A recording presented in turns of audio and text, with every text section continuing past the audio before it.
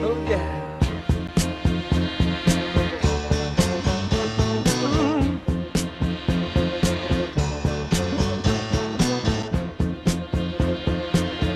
Still don't know what I was waiting for, and my time was running wild, a million dead-end streets, and every time I thought I got it made, it seemed the taste was not so sweet.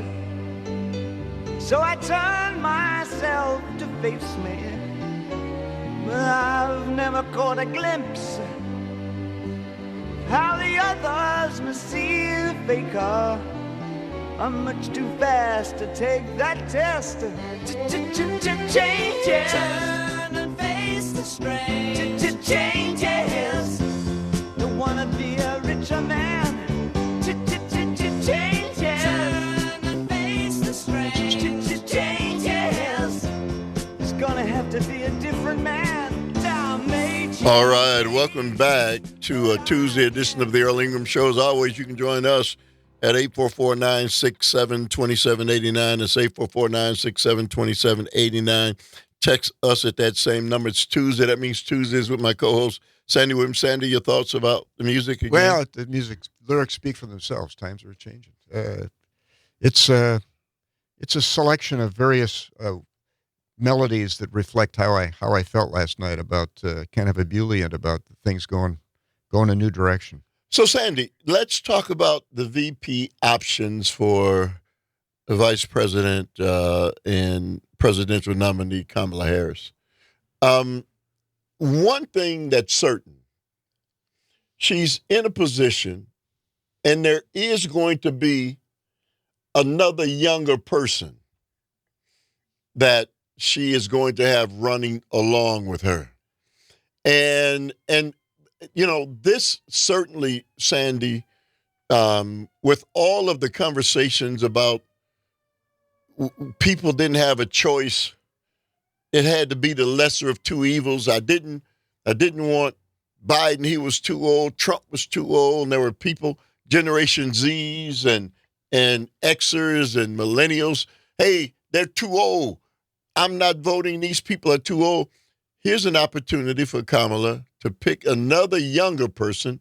Many of these gubernatorial guys and women are still very young people. Yeah, I think what's interesting is that the choices that she has demonstrate the deep bench of capable people that there are out there in the next generation of Democrats. I mean, the people being looked at, Josh Shapiro, the governor of Pennsylvania, a very important swing state, and a guy who's apparently very popular, Pete Buttigieg, who's extremely articulate. People have watched him perform over the past couple of years very competently.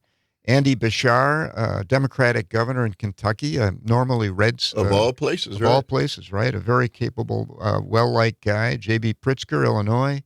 Roy Cooper, Democratic governor of North Carolina. North Carolina. And he's won 6 statewide elections in North Carolina, so he's demonstrated his capacity. Mark Kelly, the senator from Arizona, obviously a very important state as well. And Mark Kelly's a guy with a great deal of charisma, married to Gabby Gifford, who we all know about. So, I mean, I think she's got some really good talent to look to. All of them are going to be of her generation. It's like you said, it's not going to be the lesser of two evils anymore. There's going to be some actual choices, and at least one choice, I think, won't look to people like they have to hold their nose while they vote. You know, Sandy, it just, for all the world, you know, I have been saying that, you know, the Democrats, you know, were not looking to the youngers people and giving them an opportunity and a chance. And even though you knew these people were on the periphery, Sandy, as long as Biden was the president, you didn't hear much about them. Certainly in the circles of where they are and other places, you heard about these people. You heard about Gavin Newsom, you know, and so that's who you would hear about. You you didn't hear much about all of these other governors that were Well, I mean, doing great things. The Democratic bench is deeper than these. These are the people who I think are ready and willing to step forward as vice president.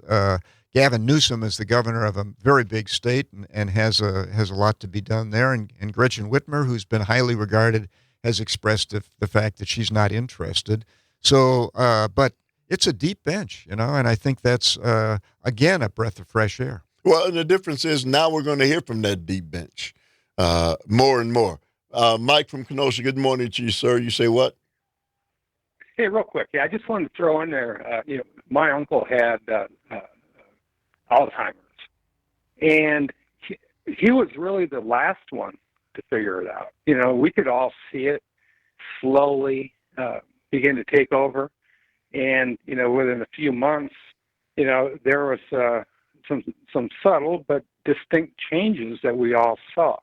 That's how this disease works. And I'm kind of a little bit more apathetic when it comes to people in illnesses. I don't think Biden's at anywhere near debilitated. I think we're just seeing some of the signs, the early signs of this stuff, and it's the smart thing and the right thing to do. Things change in 6 months. So I don't think this was a conspiracy. I don't think this was a plan. I think what we are seeing here is a gentleman and a group of people that are putting the country first, that are recognizing reality, and they're doing the right thing. Things change when it comes to Alzheimer's and mental capacity monthly.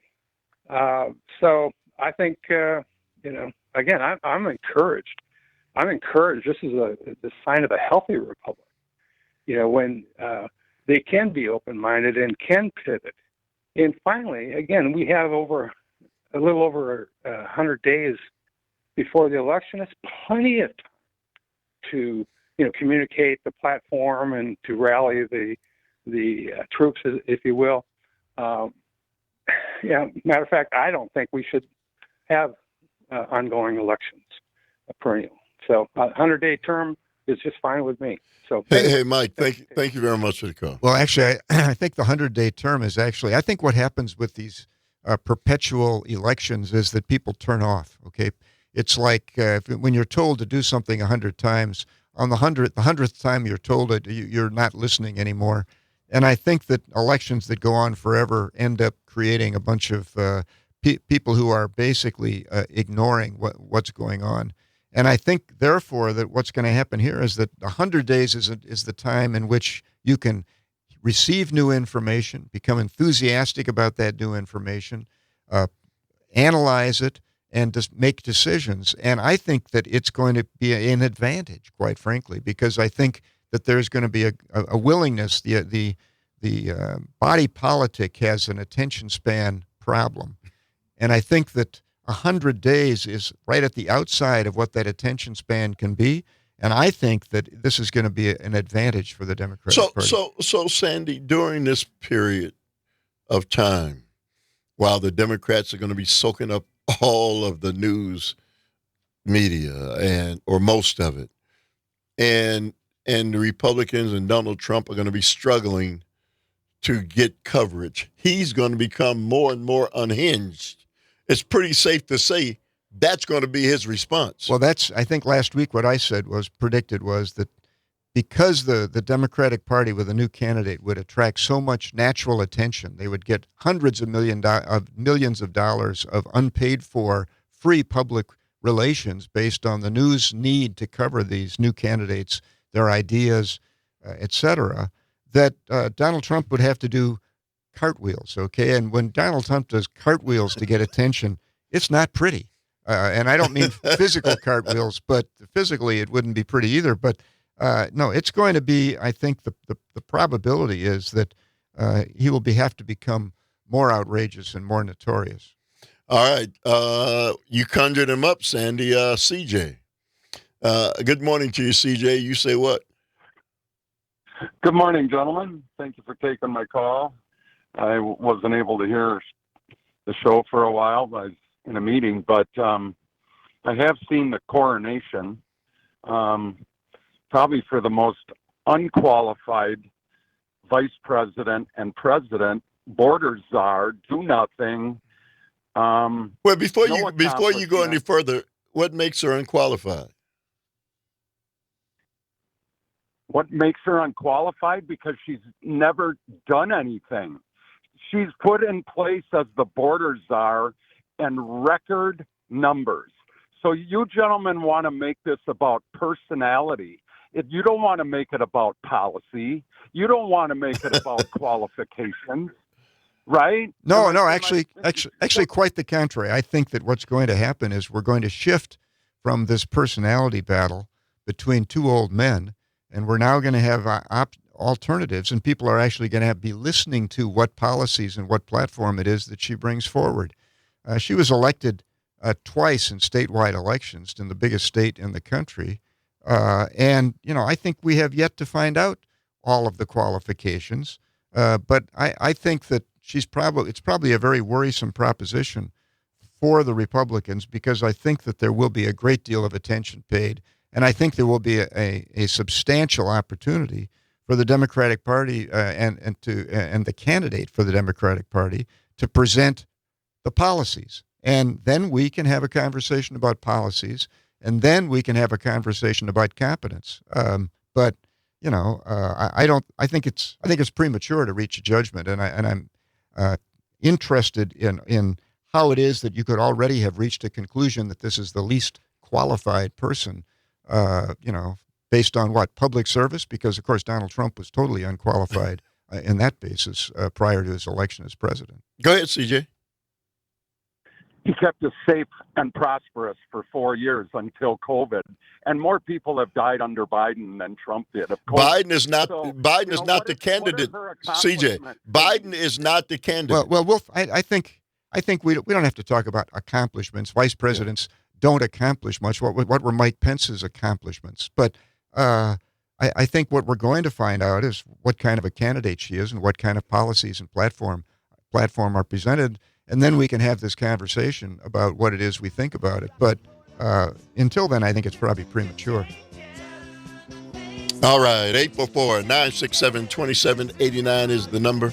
It's Tuesday. That means Tuesdays with my co-host Sandy Williams and you on the Earl Ingram Show. I can't trace time. I said that time may change me, but I can't trace time.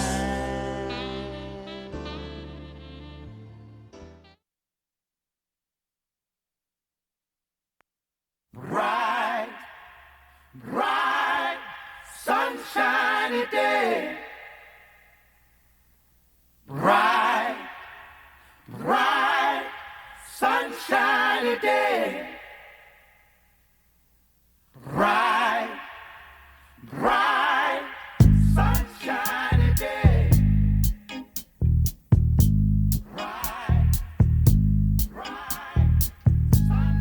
I can see clearly now. The rain is gone.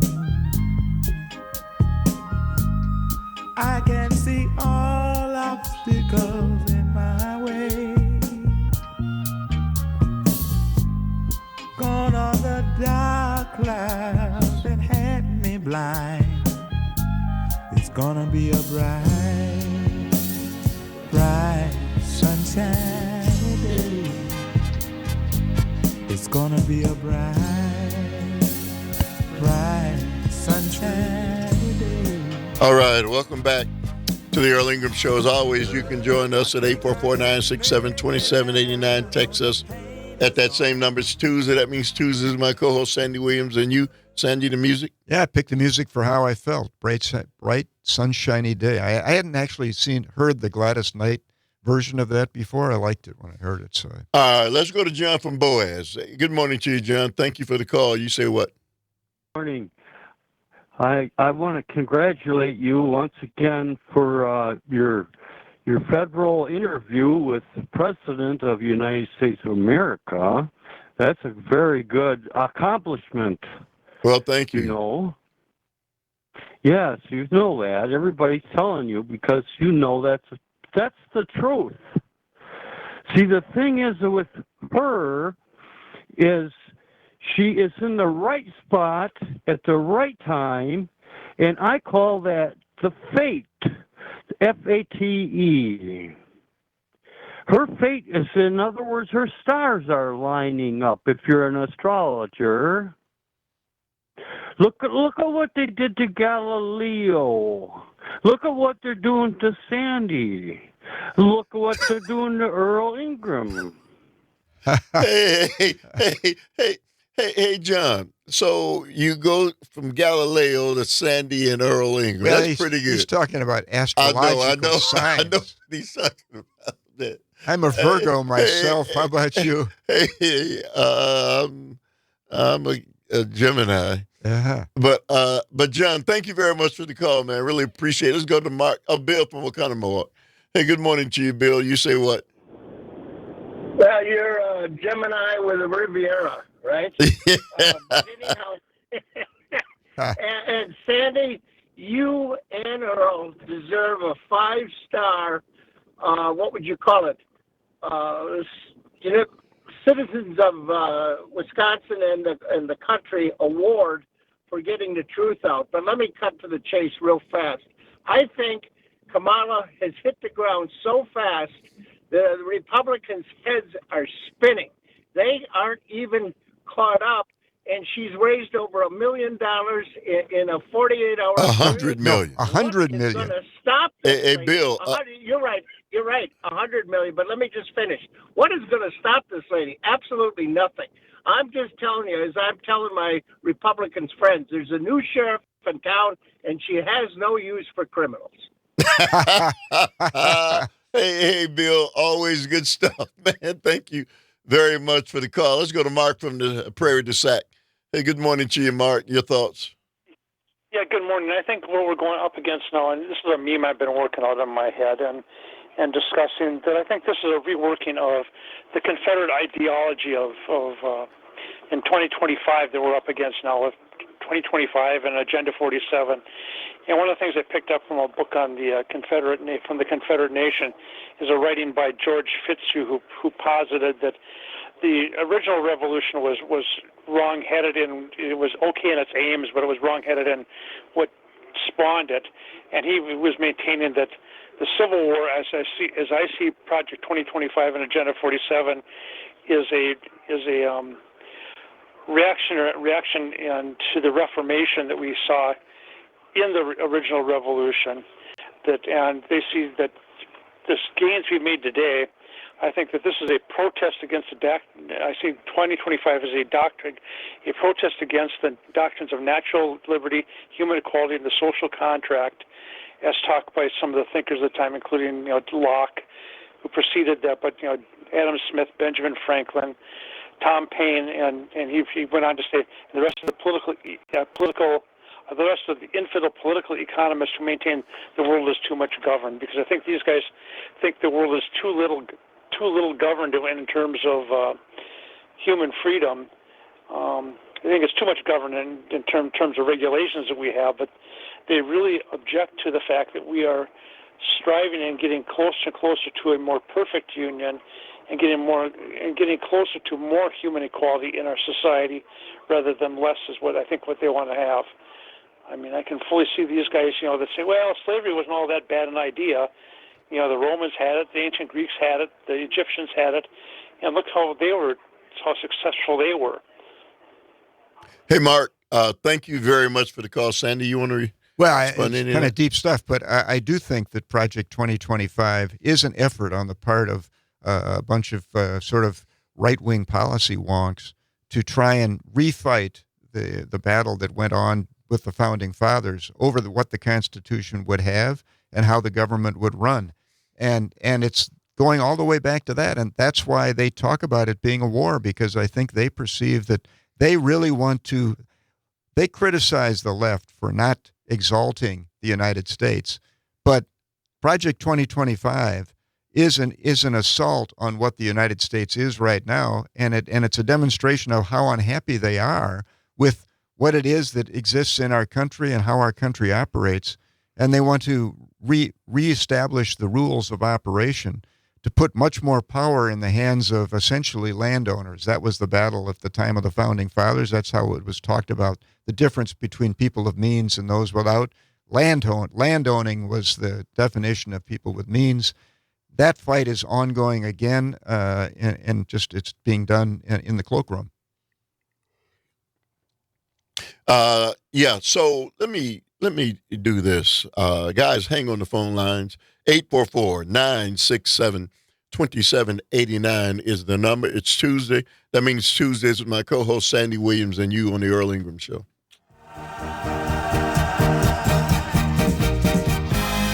I can see clearly now, the rain is gone. I can see all obstacles in my way. Gone are the dark clouds that had me blind. It's gonna be a bright, sunshiny day. It's gonna be a bright, sunshiny day. It's gonna be a bright, sunshiny day. It's gonna be a bright, sunshiny day. It's gonna be a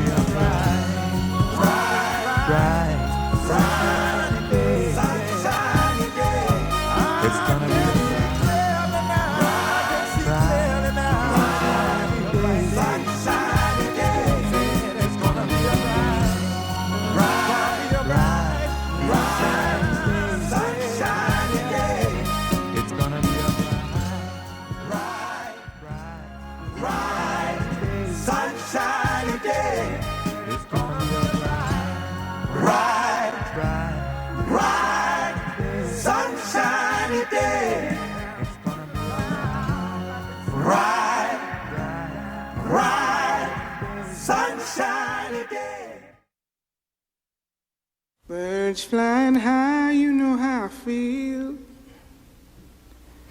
Sun in the sky, you know how I feel. Breeze drifting on by, you know how I feel. It's a new dawn, it's a new day. It's a new life for me, yeah. It's a new dawn, it's a new day. It's a new life for me. Ooh, ooh, ooh.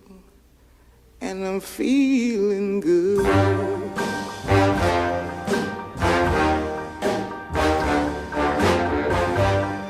Fish in the sea. You know that brass coming in behind? Yeah. Oh, man, it doesn't get any better than that, does it?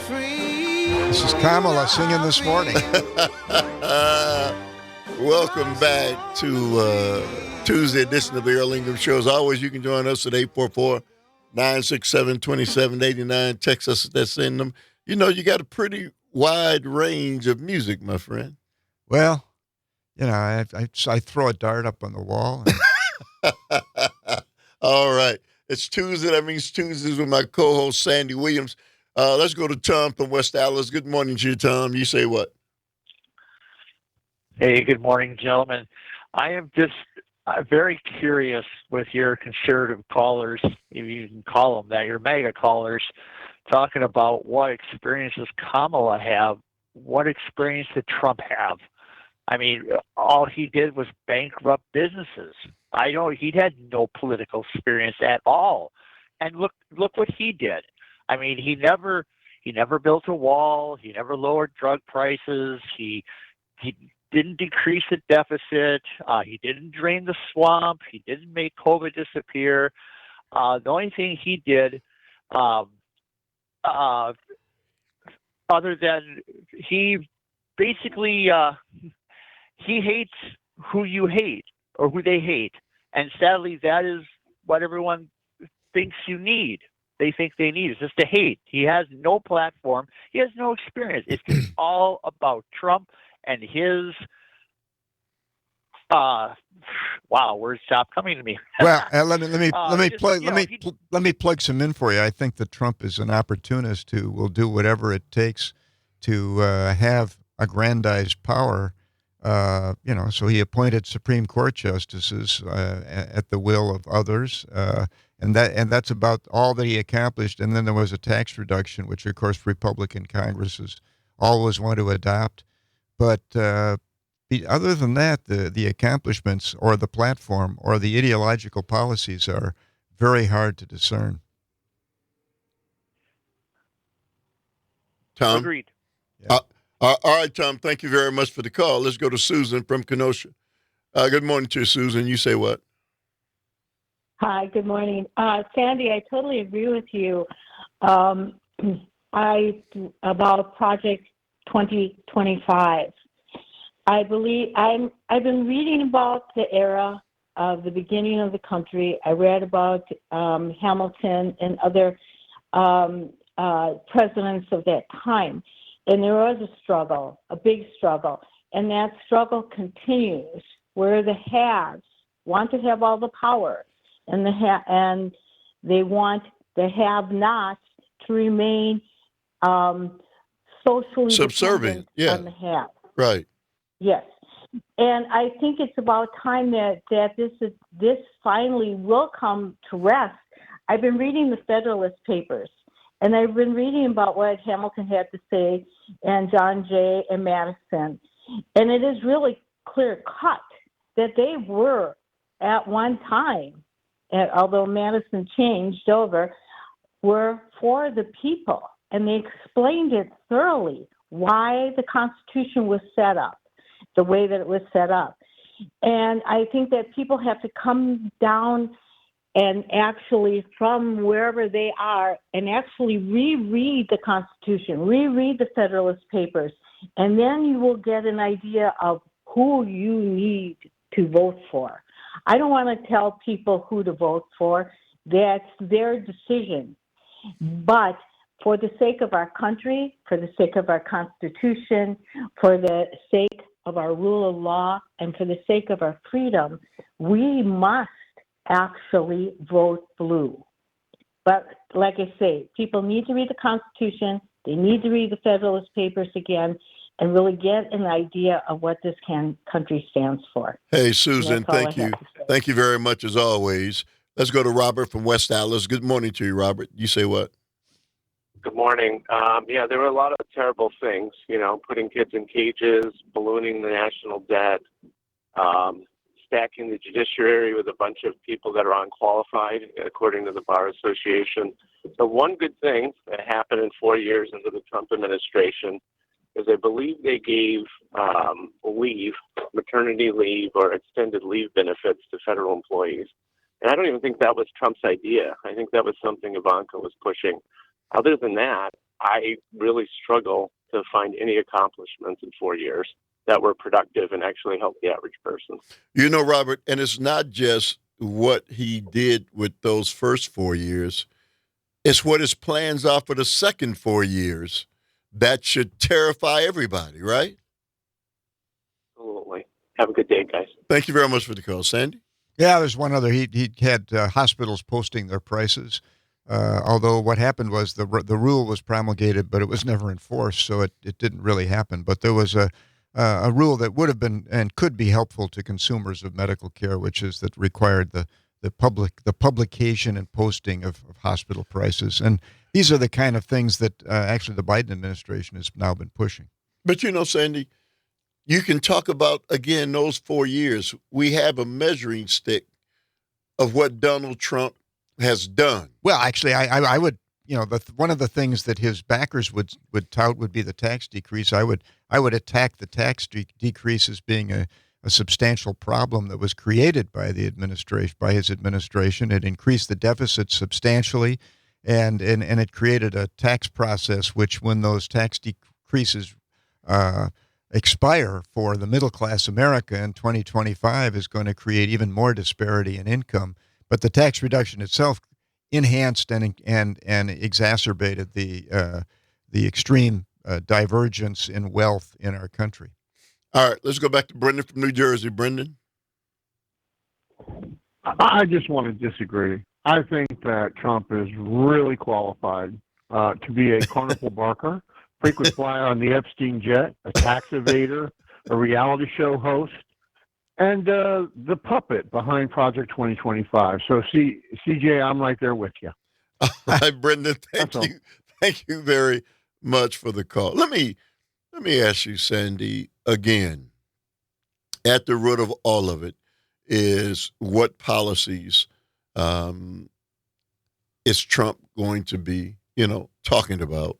What policies are he, have you heard him talking about coming if he's reelected? What have you heard him talk about? Well, I think what's going to be most important is the policies that Kamala talks about. You can't force the other side to talk about policies if that's not what they want to do. But I think what the American public wants to think about is what is it that you want to do in your administration? What is your administration going to accomplish that's going to affect me, Tom, Dick, and Mary, and how? And my hope is that this switch that's been turned by Joe Biden by selflessly getting out of the election process and introducing a new face and a new generation is going to cause a refocus, not on personalities, but on policy. And, well, I don't think Donald Trump is capable of focusing on policy, but I do think that Kamala Harris will, and I think that will be the difference. All right, let's go to David from San Francisco. Good morning to you, David. You say what? Thanks, Earl and Sandy. I got to agree with Sandy a couple of minutes ago. He was talking about the national debt under Trump. And when you think about it in terms of that climate change has been known about since, well, it's been discussed since the 1970s. And I guess it was 1962 when Rachel Carson wrote her book, Silent Spring.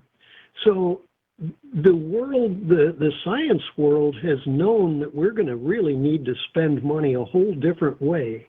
And the fact that Donald Trump and his polluter buddies don't want to admit that they caused the problem, so they can't afford to have research. They can't afford to have cleanup, because by having cleanup, they're admitting that there was a problem. By discussing how the spill got there, it gets into lawsuits. And so their purpose has been to deny climate change based upon they don't want to admit that they were the poisoners. And so the idea of cost overruns in the budget, it's based upon the idea that they always put together a crap budget, or currently they don't even put together a budget at all. And they still call themselves conservatives, but they, this Congress, under whether it was under McCarthy or now under who's the current Mike Johnson. Yeah, I mean, those guys, they still haven't put together a budget. They get like $10,000 a month as in salary, and they don't do their job. If they had worked for McDonald's and didn't do their job, they would have been fired in a week. And the idea that these guys, their purpose in the Constitution is to build a budget, and they've come up with every excuse why they can't do a budget, and then they go into emergency spending because of it. Hey, David, well said. Thank you very much for the call. Sandy? Well, Project 2025 on global warming is a particularly fascinating object for study, because what is said repeatedly in the book is, or the compendium, is that what ought to happen, according to the writers of it, is that we ought to leave the problems created by global warming to future generations and the ingenuity and the marketplace of future generations. Basically, what they're saying is we need to prosper today at the expense of tomorrow. We need to kick this problem to our grandchildren and great-grandchildren, which is exactly the opposite of stewardship, right? I think stewardship, the notion is we're going to leave this place better for our children and grandchildren. We're not going to kick the problems to them and let their ingenuity, bless their hearts, solve the problem. And so it's a particularly cynical portion of the strategy that's described. And in the process of also the rest of that strategy associated with global warming is to eliminate all government analysis, study, scientific study, because I guess it's a bit like the more you test, the more COVID you find. the more you analyze and study scientifically this question of global warming, the more you might find that human conduct is playing a role that could possibly be mitigated. You know, Sandy, it is without question Project 2025 and the fact that Donald Trump has been working diligently to separate himself from it. He really can't separate himself from it, and because his plans are to govern according to it. Yes, I mean it's only politically expedient to try and put distance between him and that now, but after he was elected, I can assure you, first of all, many parts of it read like he wrote it. Getting rid of the 10-year term for the FBI director and making him serve at the pleasure of the president. You don't think Donald Trump would like to do that? Making sure that the Justice Department can bring no prosecutions without the White House favor. Do you think Donald Trump wants to control the Department of Justice? He's already stated that he does. All sorts of parts of it are exactly what Donald Trump has talked about, wished for, and most of it is written by people who were in the Trump administration. Well, you know, Sandy, the education portion of it is kind of what I want to discuss before we get out of here. 844-967-2789 is the number. It's Tuesday. That means Tuesdays is my co-host, Sandy Williams, and you. And I'm feeling good.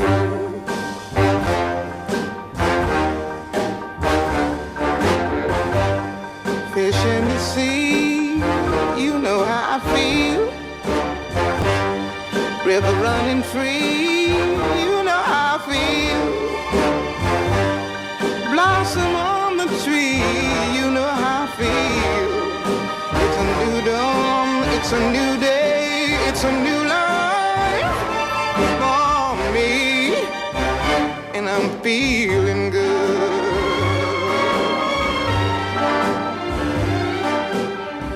Dragonfly out in the sun, you know what I mean, don't you know?